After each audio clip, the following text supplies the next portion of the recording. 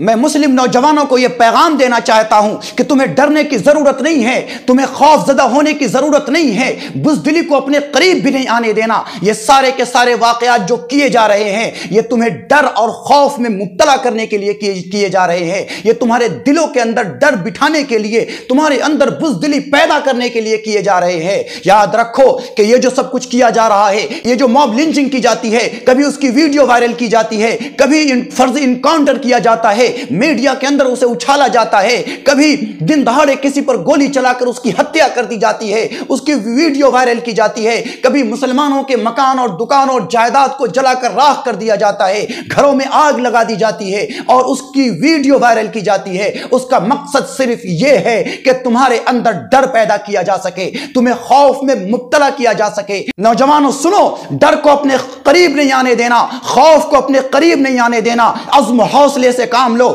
ہمت سے کام لو، انشاءاللہ یہ حالات بدلیں گے۔ کوئی بھی ظلم کی ایسی رات نہیں ہے جس کی کوئی صبح نہیں۔ اس ملک کے حالات ابھی اتنے برے نہیں ہوئے ہیں کہ تمہیں خوف میں مبتلا ہونے کی ضرورت پڑے، کہ تم بزدل بن جاؤ۔ تاریخ پڑھو، تاریخ سنو، تمہارا ایمان مضبوط ہوگا، تمہیں حوصلہ ملے گا۔ ابھی بہت زیادہ دن نہیں گزرے، 1932 میں 1933 میں ترکی کی یہ حالت تھی کہ پورے ترکی کے اندر اسلام پر پابندی لگا دی گئی، عربی میں اذان دینے پر پابندی لگا دی گئی، قرآن کریم کی تعلیم پر پابندی لگا دی گئی، مدرسوں پر پابندی لگا دی گئی، مدرسوں پر بلڈوزر پھیر دیے گئے، مسجدوں کو بند کر دیا گیا اور کتنی ہی خانقاہوں پر بلڈوزر چلا کر اسے ختم کر دیا گیا۔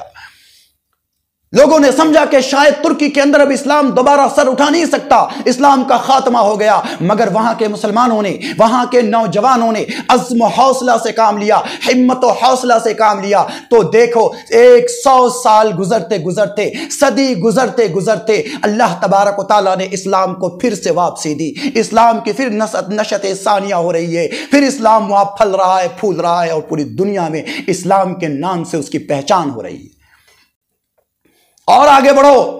1973 میں سرخ انقلاب جب رشیا کے اندر آیا تو اس وقت ایسا محسوس ہوتا تھا کہ پورے بر صغیر کو، پورے ایشیا کو یہ سرخ انقلاب، یہ کمیونزم کا انقلاب اپنے دامن میں لے لے گا۔ پورے رشیا کے اندر ساری مسجدوں کو بند کر دیا گیا، ساری مسجدوں میں تالے لگا دیے گئے، مسجدوں کو گودام بنا دیا گیا، اذان پر پابندی لگا دی گئی، قرآن کریم کی تعلیم پر پابندی لگا دی گئی، اللہ کا نام لینا جرم قرار دے دیا گیا۔ لیکن کیا اسلام وہاں سے ختم ہو گیا؟ کیا مسلمان وہاں سے ختم ہو گیا؟ نہیں، الحمدللہ ثم الحمدللہ، ظالم اپنے انجام کو پہنچا، ظالم اپنی موت آپ مر گیا، ظالم کا ظلم ٹوٹ گیا، زور ختم ہو گیا، اور اہل ایمان آج بھی باقی ہے، اللہ کا نام وہاں آج بھی لیا جاتا ہے، اور آج بھی الحمدللہ اللہ تبارک و تعالیٰ کے سامنے سجدہ کیا جاتا ہے۔